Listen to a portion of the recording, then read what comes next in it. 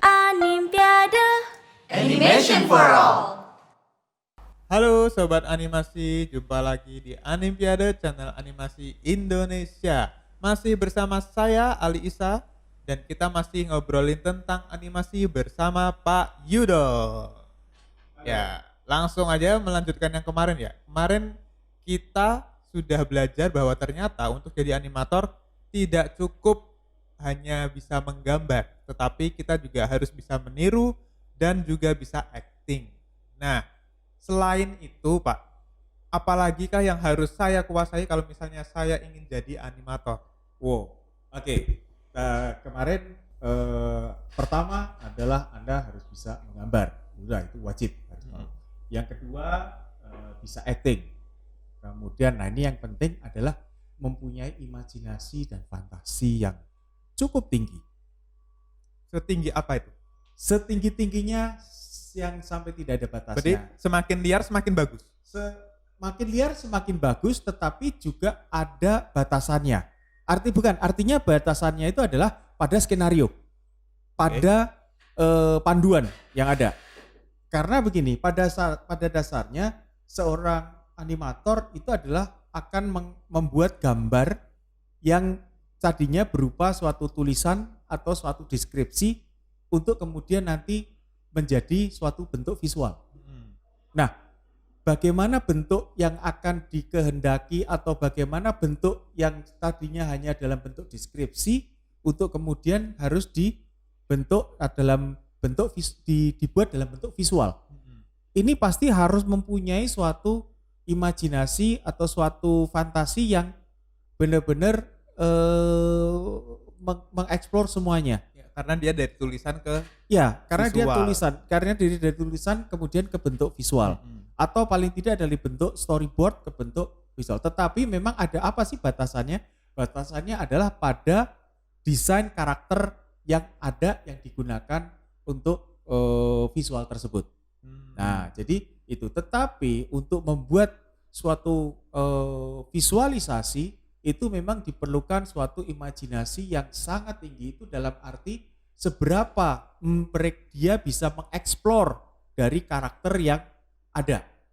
Ya kan? Contohnya misalnya itu sudah karakternya sudah terbentuk. Memang itu gambar burung atau itu gambar seekor kucing atau gambar seorang manusia. Katalah kita yang pertama dari manusia.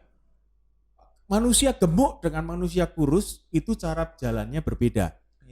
Manusia yang pemarah, pemalas, kemudian juga yang bersemangat itu juga berbeda. Nah, bagaimana cara si animator itu mengekspresikan gerakan atau visualisasinya itu di dalam suatu gambar, ini yang membutuhkan suatu imajinasi. Ini yang membutuhkan suatu fantasi seperti apa agar seorang penonton itu bisa memahami, bisa mengerti bahwa karakter ini adalah seorang pemalas, karakter ini seorang yang kejam, karakter ini seorang yang hanya dengan menggunakan gestur saja. Kan termasuk tingkat ekonomi juga, si kaya dan si miskin tentu jalannya berbeda. Si kaya yang sombong atau si kaya yang rendah diri atau rendah hati, atau si miskin yang rendah hati, minder, atau dia si miskin tapi sombong. Itu juga dia harus bisa mengekspresikan gitu. Nah, ini butuh suatu imajinasi. Nah, kembali lagi, kalau dia bukan seorang atau tidak memahami acting, dia tidak memahami seni peran, maka dia tidak bisa membayangkan, dia tidak bisa bagaimana gerakan atau bagaimana gestur dari orang-orang yang dengan karakteristik tertentu tersebut gitu. Ini yang harus mereka dia pahami gitu. Kalau di film biasanya kan ketika kita dapat skenario itu yang mendalami karakter adalah si aktor. Nah, kalau di animasi itu si animator harus mendalami. Harus. Kenapa? Karena seperti selalu saya katakan bahwa animator itu adalah seorang aktor. Hanya aktornya kemudian tidak dalam bentuk acting dia, tetapi dalam bentuk gambar. Itu karena dia harus bisa menggambar. Itu semuanya harus bisa ditunjukkan hanya dalam bentuk gambar. Tidak perlu seperti mungkin di sinetron-sinetron bahwa apa namanya, aduh saya sedang sedih ini, nggak usah. Kalau apa namanya di suatu animasi itu tidak perlu adanya penjelasan. Biasanya kalau begitu kan berbicara dalam hati, saya sedang sedih karena sinetron banget tuh. Ya sinetron banget kan, selalu saya sedang sedih itu di seakan-akan dia diem tapi ada suara, itu adalah suara hati. Akan kubunuh kau. Iya. Nah itu seorang animator harus bisa menggambarkan itu tanpa adanya tulisan. Semakin dia bisa menggambarkan itu, maka semakin ahli dan profesional dia di dalam mengeksplor atau paling tidak memvisualkan karakter tersebut. Jadi dia hanya memanfaatkan otot-otot yang ada di tubuh kayak mata, alis, Tidak bibir. ada. Kalau di 2D tidak pakai otot, tapi dari gambaran kan, Iya. dari coretan, ekspresinya. dari coretan tangan dia untuk menggambarkan bagaimana nanti alisnya, bagaimana matanya, bagaimana hidungnya, bagaimana kupingnya, bagaimana gerakan tangannya, bagaimana gerakan tubuhnya, berjalannya, nanti duduknya, nanti kalau memang harus berjalan cepat seperti apa. Itu dia harus bisa mengimajinasikan sehingga nanti penonton bisa menangkap apa makna atau maksud dari visual tersebut tanpa adanya suatu kata-kata. Gitu. Jadi itulah yang harus dikuasai oleh seorang animator. Oke, berarti kan kita perlu imajinasi, dan imajinasi nanti yang akan membawa karakter itu tampil di visual. Iya. Tapi kalau misalnya untuk cara berjalan atau mungkin cara benda itu bergerak tuh kalau di animasi itu ada aturannya sendiri nggak sih Pak? Karena kalau saya lihat kan ya namanya animasi, misal tiba-tiba ada kucing kegencet sama piano terus gepeng kan, kita maksudnya di real life tidak mungkin terjadi. Ya, tapi kalau di animasi bisa terjadi, dan seolah-olah bahwa di animasi itu kayaknya nggak ada aturan khusus deh kalau misalnya buat kayak gitu. Tapi memang tidak ada aturan khusus, tetapi yang membatasi hanya logis dan realistis gitu aja. Tetapi itu pun bisa nanti tersingkirkan dengan adanya satu konteks yang berbeda atau konteks yang lain, dalam arti karena ini suatu animasi yang memang tidak bisa dilakukan oleh live shoot seperti itu. Jadi batasan-batasan itu siapa yang nanti akan melakukan itu? Nah, itu dari ceritanya atau dari seorang sutradara yang menghendaki seperti apa gitu. Karena seorang animator harus mengikuti itu. Kecuali kalau dia juga menjadi seorang director ya. Tetapi ini saya singkirkan. Dia adalah seorang animator yang harus mengikuti suatu panduan yang sudah digariskan, yang sudah dibuat untuk dia gambarkan. Nah, itu yang nanti akan menentukan. Karena bisa saja bahwa begitu dia tergencet, katakanlah kejatuhan batu atau kejatuhan benda apapun, bisa saja dia kemudian penyet, tetapi masih bisa kemudian hidup seperti normal misalnya lagi. Tom and Jerry seperti itu bisa. Tetapi bisa juga terjadi hanya kejatuhan sebutir kelereng mati.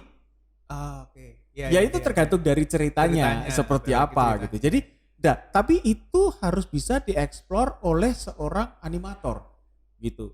Bagaimana? Apakah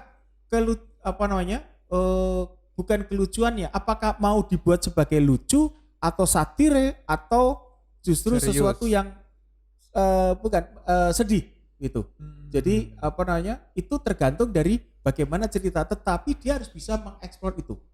Jadi dia harus bisa membaca, memahami, kemudian bisa mengekspresikan itu di dalam gambaran dia. Berarti kalau di skrip itu tulisannya cuma misal si karakter ini kejatuhan kelereng kemudian terpental jauh. Ya. Tapi bagaimana terjatuhnya dan kepentalnya jatuhnya, itu kejatuhan kelerengnya itu dulu seperti apa, kemudian ekspresi dia nanti seperti apa, hingga nanti dia terpental. Itu urusannya animator. Iya, itu urusannya animator.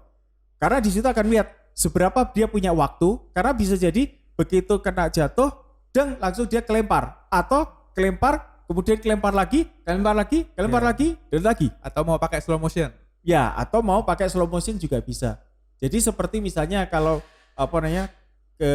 ketabrak kendaraan gitu, ketabrak mobil das gitu, bisa langsung gelundung sekali atau jatuh atau mau berguling beberapa kali. Iya, seperti itu. Nah, itu adalah imajinasi dan fantasi yang harus dimiliki segila-gilanya, tetapi memang ada batasan. Tetapi justru kegilaan itulah yang nanti akan mengekspos suatu visualisasi menjadi menarik atau tidak. Ini kuncinya di situ di dalam satu animasi. Nah, itu berarti imajinasi ya. Imajinasi itu sangat penting. Yang paling penting itu kan, karena itu adalah satu hal yang harus dia miliki, yang dia harus kuasai dan dia harus terus latih agar bisa menangkap itu. Oleh karena itu, pada saat kemudian bagaimana untuk bisa membuat itu? Ya harus berlatih, itu kan, harus berlatih jam terbang. Tetapi itu bisa jadi kalau dia sudah mendapatkan suatu karakter atau suatu model, misalnya untuk berlatih itu dia mempunyai suatu karakter tertentu.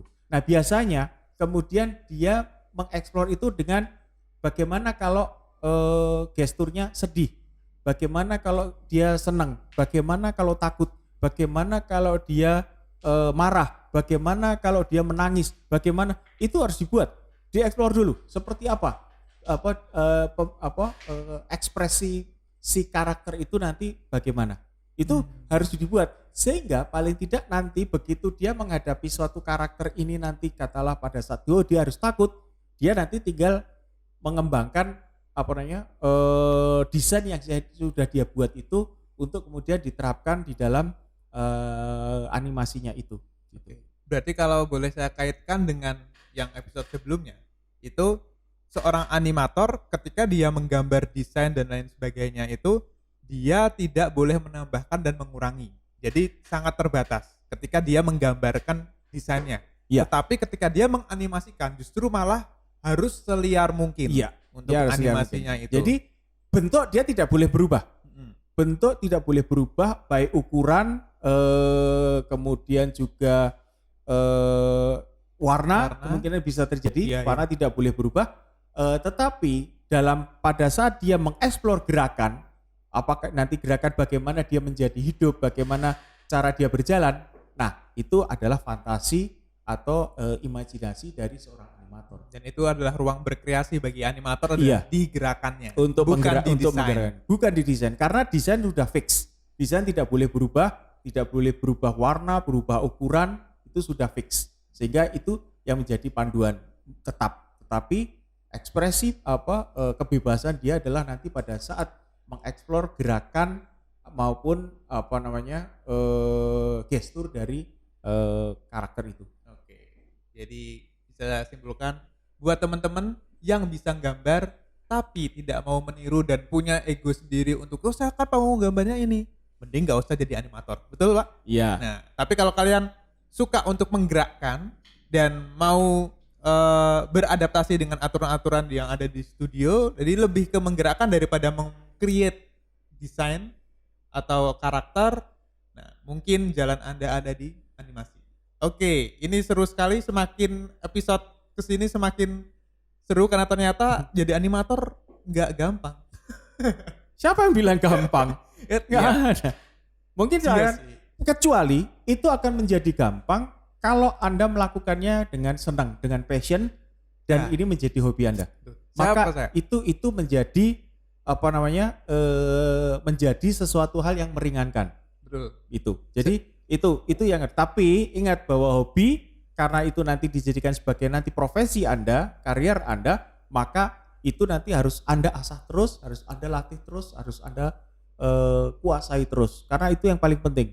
Menggambar itu yang harus selalu dilatih terus.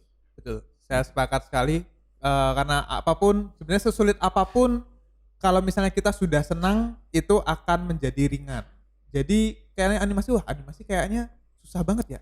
Tapi kalau kalian senang ya sudah jalani aja. Sesusah apapun justru kesulitan itu tidak akan jadi halangan, justru menjadi tantangan ya Pak. Karena selalu saya katakan apapun yang Anda pilih atau tidak Anda pilih, selalu ada risiko dan konsekuensinya.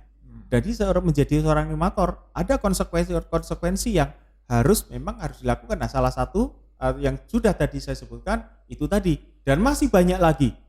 Oleh karena itu Anda boleh memikir kembali ulang. Apakah mau tetap menjadi seorang animator? Ya. Pilihan di Anda. Nah, ini baru episode 2 dan apakah teman-teman sudah mulai mengurungkan niat untuk jadi animator? Atau justru malah semakin semangat? Nah, kalau masih mau lanjut, silahkan tonton episode berikutnya karena pembahasannya tidak akan berhenti sampai di sini. Jadi, pantengin terus Animpiade, channel animasi Indonesia, dan terutama rubrik Animation Talk karena masih akan banyak hal yang kita bahas. Oke, sampai jumpa di episode berikutnya. Bye. Nonton